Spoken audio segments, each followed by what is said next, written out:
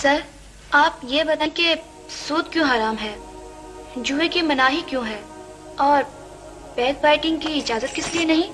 بس یہ حکم ہے کلثوم بی بی، اور حکم کے لیے کوئی دلیل نہیں ہوتی۔ لیکن ہم تو کسی بات کی دلیل مانے بغیر یا اس کی لاجک سمجھے بغیر اسے تسلیم نہیں کریں گے۔ ہم پڑھے لکھے لوگ ہیں۔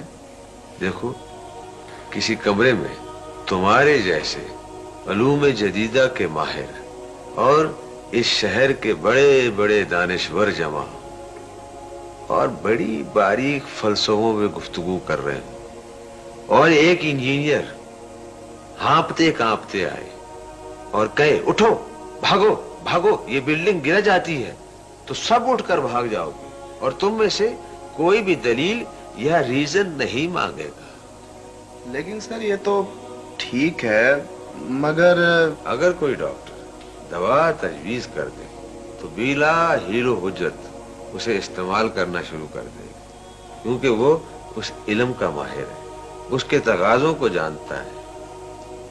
اور کوئی دین کا عالم کوئی بات بتائے تو 100 مسئلے نکالیں گے، 100 باریکیاں نکالیں گے، مسلسل اعتراض کرتے چلے جائیں گے۔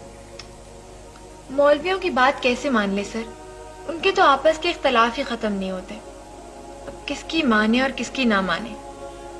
اتنی دیر میں یہی تو بات کر رہا تھا اور ہم پھر وہیں پہنچ گئے۔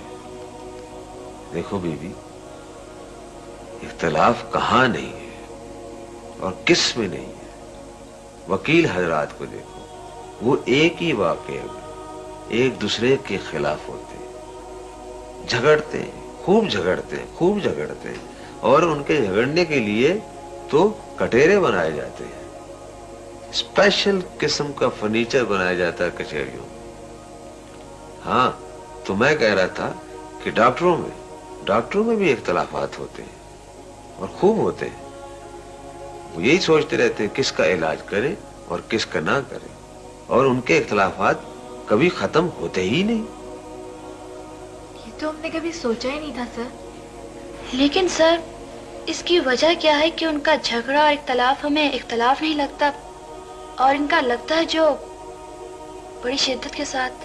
ہاں، اس کی وجہ یہ ہے اپنا کلثوم، وجہ اس کی یہ ہے کلثوم بی بی کہ جو بات کسی کو کہنی ہوتی ہے اور اس کی ضرورت محسوس کی جاتی ہے، اس کے خلاف اور ناخلاف کی پرواہ نہیں کی جاتی۔ دین کی چونکہ پرواہ نہیں اور اس کی قدر نہیں، اسی لیے ہیلے بہانے تلاش کیے جاتے ہیں۔ شاید اس کی وجہ یہ ہو سر کہ جان اور مال چونکہ زیادہ عزیز ہوتے ہیں اور لوگ ان کے… شاباش، کلثوم تو بڑی سوچنے والی لڑکی ہے۔